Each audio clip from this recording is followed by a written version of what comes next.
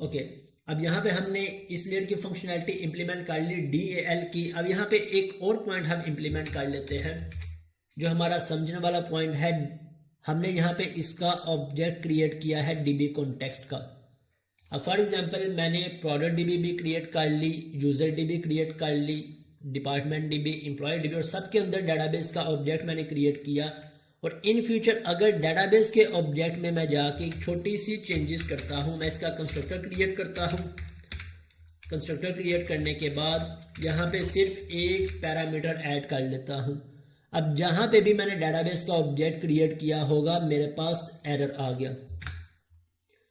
Error किस चीज का आ गया कि इस ऑब्जेक्ट की डिपेंडेंसी का एरर आ गया। डिपेंडेंसी किस सेंस में कि यहाँ पे कंस्ट्रक्टर सिंगल पैरामीटर का है, तो जब भी ऑब्जेक्ट क्रिएट करूंगा मुझे इसे एक पैरामीटर पास करना पड़ेगा।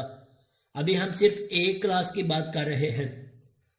इन फ्यूचर जब हमारे पास मल्टीपल क्लासेस होंगी तो हमारी हर एक क्लास में हमारे पास एरर आ जाएगा। मीन्स हमने इन डिपेंडेंसीज को भी माइंड में रखना है, इन्हें फिक्स करना है। किस तरह से फिक्स करें कि हम बजाय इनके ऑब्जेक्ट्स खुद से क्रिएट करें, हम इनके ऑब्जेक्ट खुद से क्रिएट करने की बजाय हम ये रिस्पॉन्सिबिलिटी दे देंगे अपने सर्विस लेयर को। यहाँ से मैं UI में आ गया, UI में स्टार्टअप, और स्टार्टअप में हमारे पास फंक्शन है कॉन्फ़िगर सर्विसेज का कि जितनी भी मेरी सर्विसेज हैं, जिसका भी ऑब्जेक्ट क्रिएट करना है, चाहे सिंगल पैरामीटर हो, मल्टीपल पैरामीटर्स हो, वो सब की रिस्पॉन्सिबिलिटी अब मेरी इस सर्विसेज कलेक्शन के पास हो। हम सिर्फ उस ऑब्जेक्ट को यूज कर लें जहां पे भी हमने यूज करना है, ना कि हम उसे नया क्रिएट करें। अब वो सिंगल पैरामीटर है, 2 पैरामीटर्स है, 3 पैरामीटर्स ऑब्जेक्ट है, कंस्ट्रक्टर है, हमारी सरदर्द नहीं होगी, बल्कि सारी की सारी सरदर्द किसकी होगी? सर्विस कलेक्शन की। अब किस तरह से क्रिएट करेंगे? सर्विसेज डॉट, अब इसके हमने 2 स्टेप्स इंप्लीमेंट करने हैं। First of all DB context में आके इसका कंस्ट्रक्टर, और कंस्ट्रक्टर के अंदर आके हमने डिफाइन करना है DB कॉन्टेक्स्ट ऑप्शंस, और ऑप्शंस में मैं इस पैरामीटर को पास कर देता हूं। देन ये मेरे पास ऑप्शंस, और इसे हमने इनहेरिट करवा लेना है बेस से, और यहाँ पे पास कर देना है। ये फर्स्ट स्टेप हमने कंस्ट्रक्टर क्रिएट कर लिया इसका, और कंस्ट्रक्टर में इन बेसिक पैरामीटर्स को पास करवा दिया। और सेकेंड स्टेप यहाँ पे आके हम अपनी सर्विस को रजिस्टर करवा लेते हैं।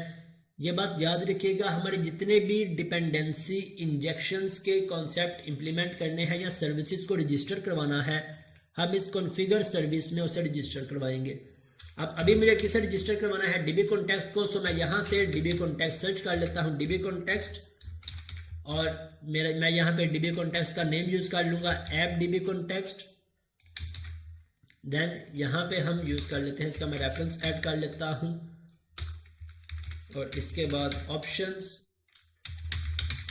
और ऑप्शंस में मेरे पास कौन कौन से ऑप्शन हैं? हम यूज कर रहे हैं SQL सर्वर को, यूज SQL सर्वर।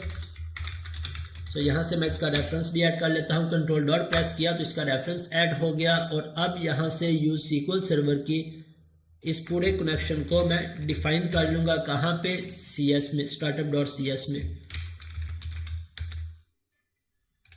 और ये मैंने कनेक्शन स्ट्रिंग अपनी डिफाइन कर दी। अब यहाँ से इस फंक्शन की मुझे ज़रूरत नहीं है ऑन कॉन्फ़िगर की, इसे मैं रिमूव भी करना चाहूँ तो रिमूव कर सकता हूँ, राइट। हमने सिर्फ डिपेंडेंसी इंजेक्शन को इंप्लीमेंट किया है DB कॉन्टेक्स्ट पे, मीन्स अपनी डेटाबेस के कनेक्शन पे, कि अब हम इस कनेक्शन को क्रिएट नहीं करेंगे, बल्कि क्रिएट करने की रिस्पॉन्सिबिलिटी किसकी होगी? हमारी सर्विस लेयर की।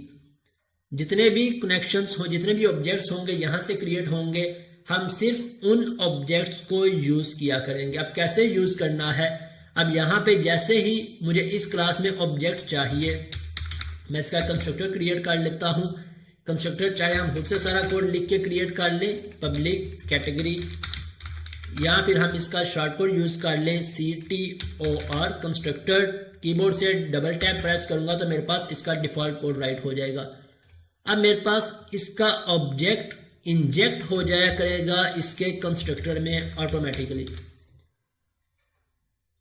मैंने जहां पे भी DB कॉन्टेक्स्ट को यूज करना है, मुझे उस क्लास के कंस्ट्रक्टर में उसका ऑब्जेक्ट मिल जाया करेगा इंजेक्ट होके। मुझे क्रिएट नहीं करना पड़ेगा। अब यहाँ से जाकर मैं इसे रिमूव कर देता हूँ